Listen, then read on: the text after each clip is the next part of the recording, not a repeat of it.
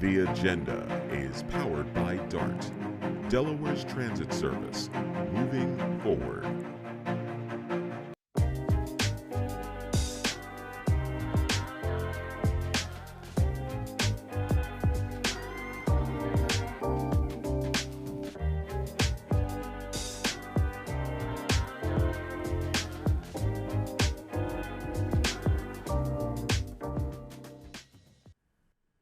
Hello and welcome back to The Agenda. I am your host, Kerwin.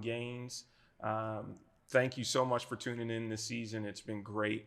It's been, I'd like to call it power-packed. And our guests have been just as power-packed. And this week, there is no exception. We are fortunate enough to have our state auditor, Miss Lydia York, here today. Welcome, Auditor York. I appreciate it. Good afternoon. Thank you for joining The Agenda. First time guest on The Agenda. Not a first time person here at DETV, but definitely a first time guest here on The Agenda. Indeed. And we hope it won't be your last time here on The Agenda. Time will tell. But I wanted to have you on. I don't know if anybody could be a fan, but I've been a fan for the past year. Glad you came in, helped calm the Office of the Auditor down for the state of Delaware. And I always, as I've told our viewers, it is important that they know who their representation is here in the state. We're only 3 counties, but there are so many folks that just don't know. So if we can take anything out of that and say, okay, well, let's get them here on the show. Let's introduce them to the state. Another platform for you to do that. I know that you're in the paper enough. People should know. I hope not. No. For good things. Okay. Good things. But please tell us a little bit about yourself for those that don't know. Well, I am recently elected to office. Prior to this, I was a practicing solo attorney in estates and trusts, but an active member of the Democratic Party. And before that, I was in finance. Okay, I'm a second career or so attorney, and this was what I was planning to do the rest of my life when I went to law school. But before that, I was in finance primarily, and lately in the consultative part, but earlier in corporations, I specialized in either highly leveraged or tax-advantaged investing for corporations. And then before that, I was a CPA. Okay, so I love the fact that you understand. You firmly understand everything that's going on here, but I'm trying to say how you came in at a very difficult time for the state auditor's office. Right, and I think that was born out of a sincere belief, I think, by the party that it's important for us to model what we say when we say good government. Mm-hmm. And if we have individuals who aren't modeling that we, the party, ought to change things. Mm-hmm. And so I ran in a primary. I had to run against an incumbent in a primary, which, is not a thing that people tend to do for kicks and giggles. Yeah. But the party thought it was important. I thought it was important that Delawareans have a choice about who was going to represent them in this particular office. And the desire to give them that choice, I think to give them a good choice, is what motivated me through the campaign. Well, they've obviously made the correct choice. I like to think so. So I think we did the math, it's been 14 months since you've kind of taken the reins here. How's that been going? I think it's been going really very, very well. You did mention there was some turmoil, and it's been a very explicit, intentional, behavior on my part to be calm at all times, in all places, for all reasons, because there was not enough of that prior. And then to understand that the folks who lived through it, there were a number of whistleblowers that were still on staff. Okay, and they may feel a certain way about the office, about how they were treated, about what they said, about whether they were going to have to say it again. There's still a lot of anxiety to be dealt with. And it's still a workplace. People have, like you're saying, they have that respect that they need. But they're there to do work. And I think it's important that they are in an environment where they can be confident that their work is going to be done and is going to be respected. We didn't want to say obstacles, but what are some of the things that you've experienced thus far in office? I think that a challenge has been sort of, as I call it, living into the four corners of the implementing statute for this office. Okay. I think in a lot of cases, quite a bit of work wasn't being done as it was called for by statute. Quite a bit of work that, we just weren't getting everything done. If it was saying it was an annual requirement, maybe we were getting to it every 3 years rather than the required, annual visit. And it was, I just sort of said, we are going to, put our heads down. We're going to look straight ahead and just deal with these issues, with these mandates, that are implemented by the legislature. We're going to deal with our mandates one by one as best we can, with the available staff that we have. So developing that cadence that the office just did not have prior to. The cadence was, let's just say the meter was a little slow. Okay. Okay. There was a cadence, it's just it was on a slower schedule. And what type of feedback are you getting, if any, from the agencies in which you're servicing? I think that it is, on occasion, a little bit of a shock when we show up and say we're going to do X. And they say, well, why are you here for that? It's like, well, because there's a mandate and it says we need to do that. And on occasion, we get something done, and I had one agency come back and say, well, we just did that. And I said, yes, and it also says we do it every year. Right. So saddle up. Here we go again. Well, I think it makes more sense if we are all understanding, around what time of year we expect to show up, what the things are we're going to be asking for. And they can build it into their work schedule the same way we're building it into our work schedule. And I think it's just a matter of re-engaging with all of the state agencies that we get to touch. So one of the agencies I think that has made news here recently is the Department of Labor. The Department of Labor, I'm a big fan of because of all of their help that they're doing, especially in their training aspect. I think they do great work there. But there has been $390 million of employment insurance that hasn't been accurately accounted for. Is that fair to say? That is fair. And I want to assure everyone that the $390 million is not an accidental number. It's the number that agrees with all the bank statements that need to be agreed to. Okay. So we know that's there. What we're struggling with is, what is the detail that makes up that number? That's the detail that we're struggling with. So I know you're restricted on everything that you can say, and you are one of the, I would consider, the top investigators in the states in regards to financials. But how concerned should I be as a taxpayer and as a business owner in regards to this? As a taxpayer, I would say you're off the hook on this one. Okay. Because UI is entirely funded through taxes on employers and contributions from the federal government or grants from the federal government. So that's the source of where this money comes from. But the source is coming from employers, and they're paying a tax that's based on their payroll, and it's based on some experience of some sort. And employers go through cycles of where they're hiring folks and firing folks. And I'll just use as a rough example, and it's probably imperfect, but the landscaping business. They gear up for the summer, not so much for the winter anymore, but they have to let people go, and they get tagged with unemployment. So their experience rate is set by the government somehow, by the Department of Labor.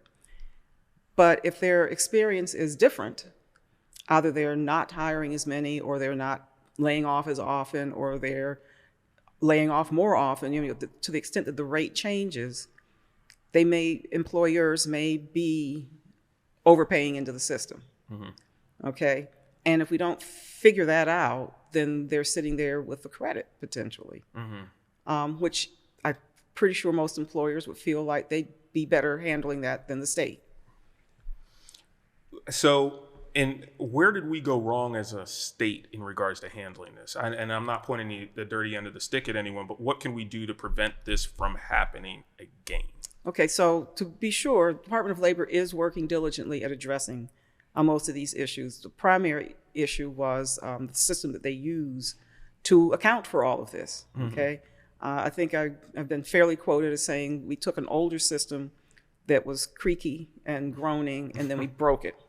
Okay, and by way of comparison or by illustration, during the Great Recession, okay, when there was a lot of unemployment, I think I'm certainly old enough to remember it, but I'm sure a lot of folks here remember it very poignantly. A lot of people were out of jobs, may have collected some unemployment at that time, but even then, I think the biggest number that they ran through the system in a year was 160 million.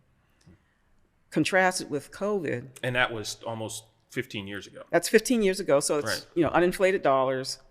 But during the pandemic, starting in 2020 through this fiscal year end of 23, the number's more like 1.2 billion. So were we using the same system 15 years ago that we're using today? I believe so. Okay. And not to say that 15 years ago it was probably adequate. It may have had its quirks. They might have understood it. But with that kind of volume, they can stay on top of it. Here we had a confluence of unfortunate circumstances where you had a system that might not be adequate.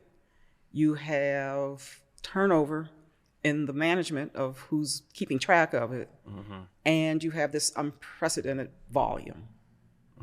So it was a little bit of a setup. Setup for failure, huh? It wasn't necessarily going to go well. Right.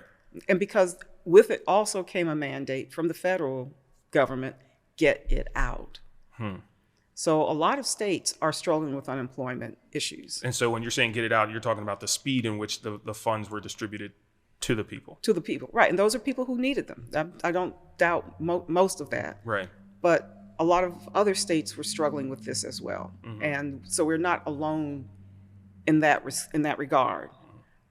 But we may be alone in terms of exactly what has happened here. I mean, I like to quote Tolstoy's Anna Karenina, all happy families are alike one another. Each unhappy family is unhappy in their own way. Absolutely, and Delaware is no exception. So what are the plans in regards to remediation? Well, as I said, there's a new system that DOL is working on. Okay. In terms of just having new software, modernized software. I love it. To deal with it. But then there's the painstaking, backbreaking work of figuring out the detail of what it is that ought to be there. And that's going to be, sadly, labor intensive in terms of figuring that out. And then there are new systems that they use to collect the data in the first place need to be worked out, worked on, and verified, worked into procedures. And then there's the issue of management oversight in terms of being trained in the work and then understanding the work that goes on daily. I mean, at the end of the day, that's what saved us here, was the daily work that was going on at Department of Labor. But we need to figure that out and make sure that we have good procedures in place. And, I tell people all the time, Secretary Hubbard has been nothing but a champion for trying to fix this system. We just all got caught a little bit with the process of our annual review for the whole state. And this number, as you might imagine, is what we call material. And it drew additional scrutiny over what it might have in years past. It's a big number. It is a big number. It is a big number. And we can't just say, oh, it's close. Right, right, right. And so when we're going back to that, does this go back to another DOL administration almost, and Secretary Hubbard's kind of catching the ball on this one? And I would say for sure she's catching the ball on this one. Yeah. I think that in the special report we indicated that problems that fed into this were identified as early as fiscal 20, fiscal year 2020. And a problem very similar to it was identified in fiscal 21. And it was the problems that became manifest in fiscal 22 I just literally picked up the phone and called Secretary Hubbard and said, we really need to do something about this because it's a recurring kind of problem. And she said, let's work on this. Let's fix it. Yeah. Let's fix this. So God forbid we have another pandemic. I don't even want to say it. Or another major event. How prepared are we going to be as Delawareans and the Department of Labor to handle that?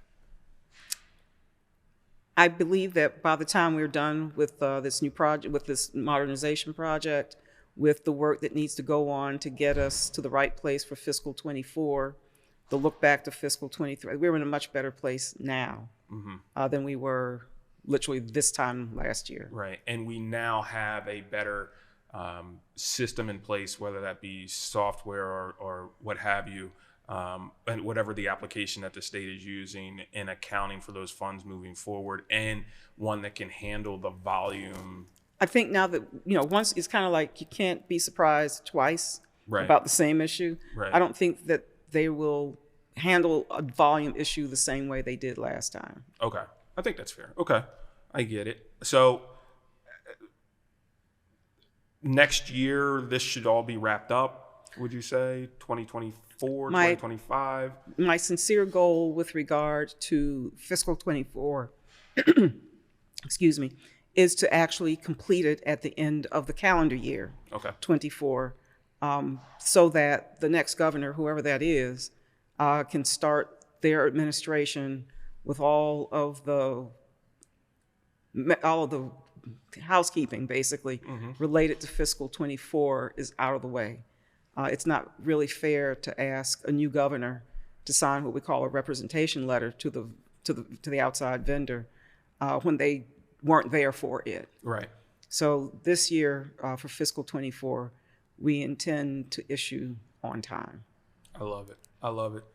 Tell me a little bit about the fraud hotline. How do we access it? What does it do? What has it done? And how often is it used? Okay.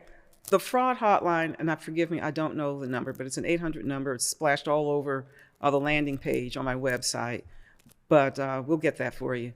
But the fraud hotline is where people who think they've seen something are saying something, okay? We do get we get sufficient volume that it's reviewed by staff it's on a biweekly basis, and we figure out, do we have enough information? First of all, is this really a problem? Because sometimes something that looks like a problem isn't actually a problem once we look at it. Do we have enough information to figure out if it's a problem? Is this a violation of existing procedure? Okay, then, and then if we get to that point and we say, okay, there's some there, we'll take a closer look at it. And then if the there, is more like smoke than fire, we'll figure that out as well. And if it gets to the point where we think something really bad has occurred, we will refer it on to the Department of Justice. Okay. I'm often wondered, and I hope that I'm never in that position, but what is the path of correction moving forward? And I know that it's hard for your department probably to determine. Well, maybe it's what you all do is determining how bad the situation is and how to move forward with it.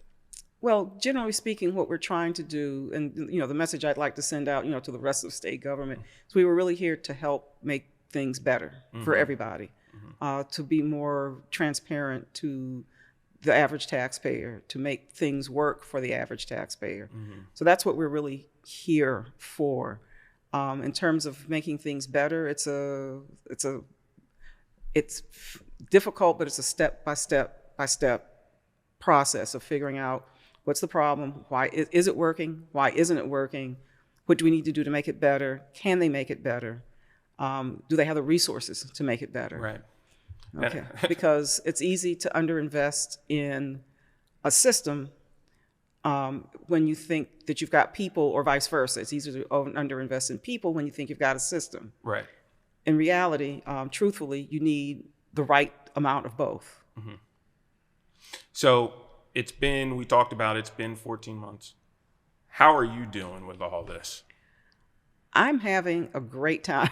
I really am. It's a new challenge. There are multiple challenges, with regard to, I think, resetting norms. I would describe it as, making sure everyone understands.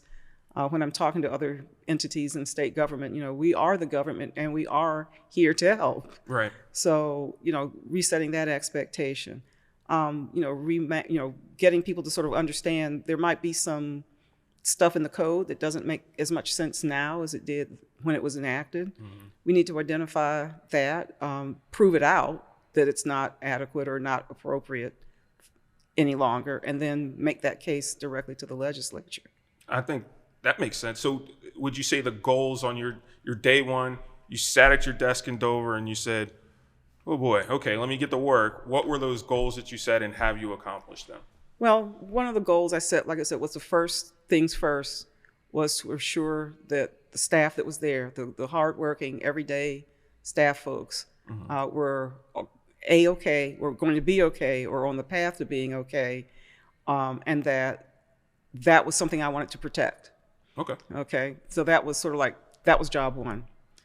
Job two, as it turned out, because of when I came in, was to finish up the act for fiscal 22.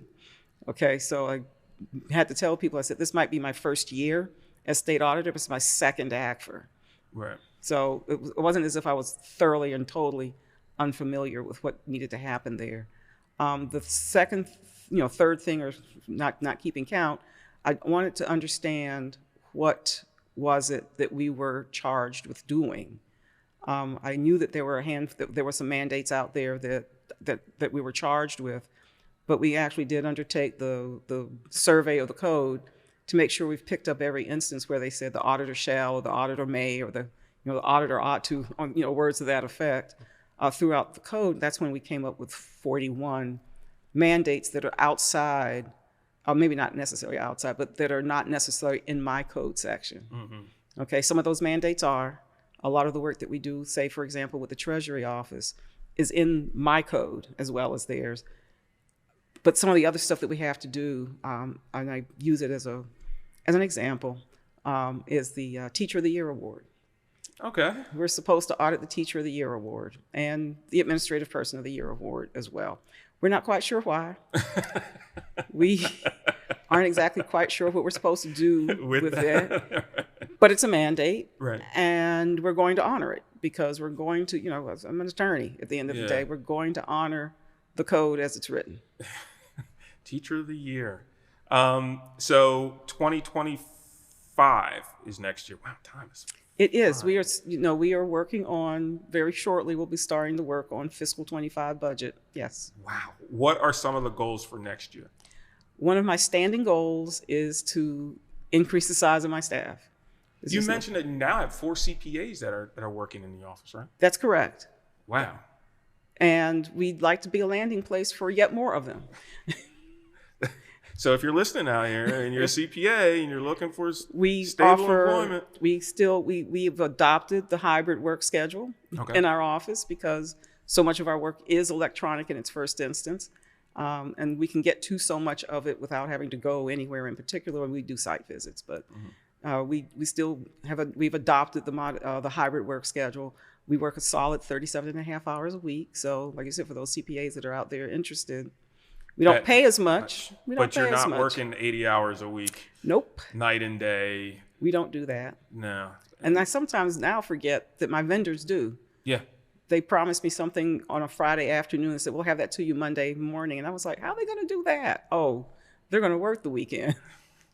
They're going to crunch it out. As a consultant, I will tell you that happens a lot. Well, it was just sort of, I was taken aback by it because I'm, Friday night, that's going to be Monday evening, Monday late day, maybe early Tuesday before I get a good answer because people go home at the end of the day. Well, they try to. And by and large, I think they do, near as I can tell. At least what I've observed, they go home at the end of the day.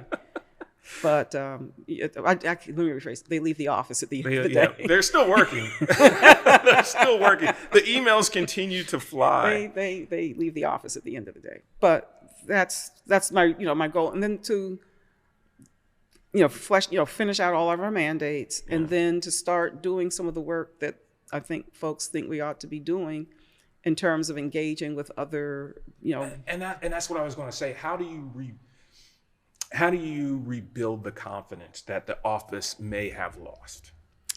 You do that, with intention of action, with diligence to what you say you're going to do. I think one of the early things I was doing when I first got in the office, I said, we're going to have a no press release policy here. Oh, wow. Okay. That we speak through our reports. Mm-hmm. If you have real questions, the answers should be in those reports that we issue, that we spend a lot of money creating. Right. Okay. We can tell you where to reference the data, but we will not issue a press statement. Right. We'll be happily tell you that, but we're not, going to issue a press release. But occasionally, I may have to break that rule from time to time. Yeah. But if I do, it's really important. I think, or at least I've judged that it's really important that people ought to see this. And I think that's great.